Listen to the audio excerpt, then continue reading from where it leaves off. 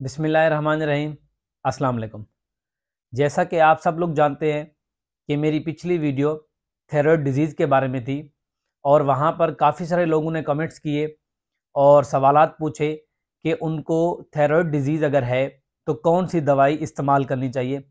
जैसा कि मैंने आपको बताया था कि अगर आपको हाइपोथायराइडिज़्म है, थायराइड की कमी है, तो आप थायरोक्सिन इस्तेमाल करेंगे और अगर थायराइड की ज़्यादती यानी हाइपरथायराइडिज़्म है तो बहुत सारी दवाएँ हैं, लेकिन उसमें एक नियोमर्काज़ोल है जो आपको इस्तेमाल करनी है।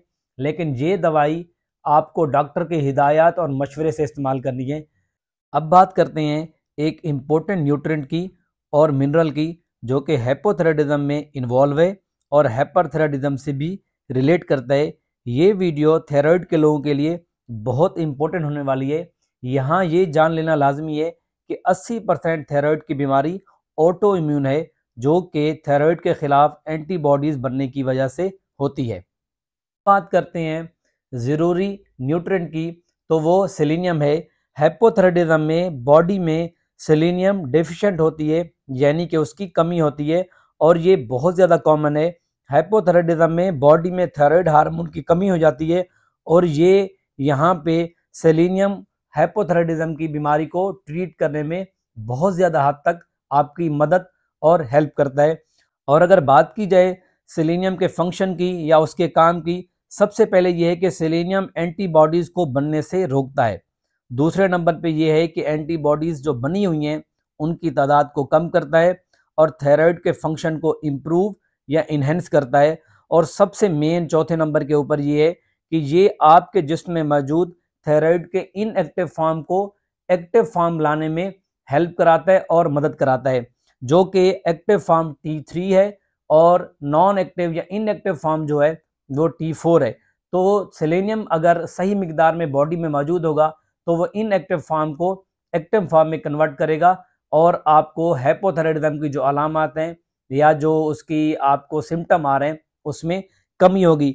ये समझ लें कि अगर बॉडी में सेलेनियम की कमी है तो आपका T4 T3 में कन्वर्ट नहीं होगा और आपका थायराइड का मसला वैसे का वैसा रहेगा। आप अगर थायरोक्सिन या नियोमर्काज़ोल ले भी रहे हैं उसके बावजूद भी आपके अंदर अलामत आती रहेंगी।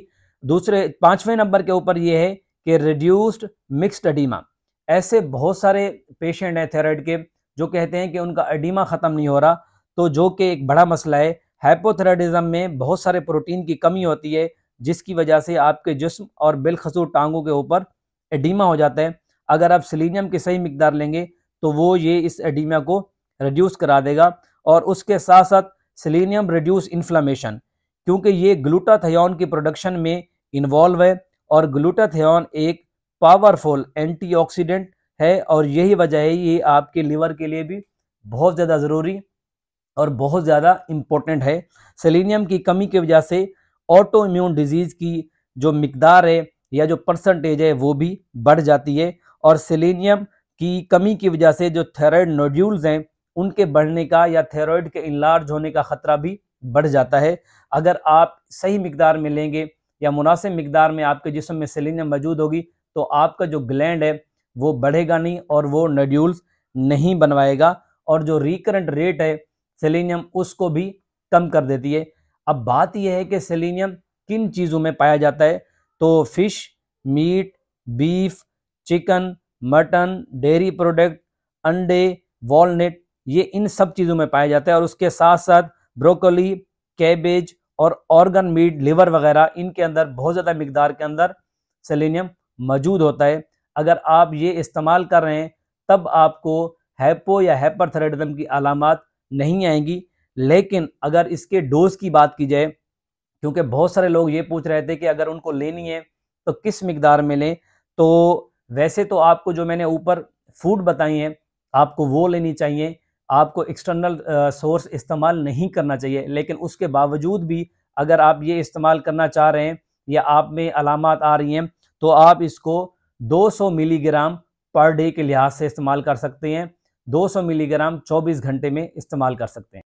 इस मुख्तसर वीडियो के साथ मुझे इजाज़त दें।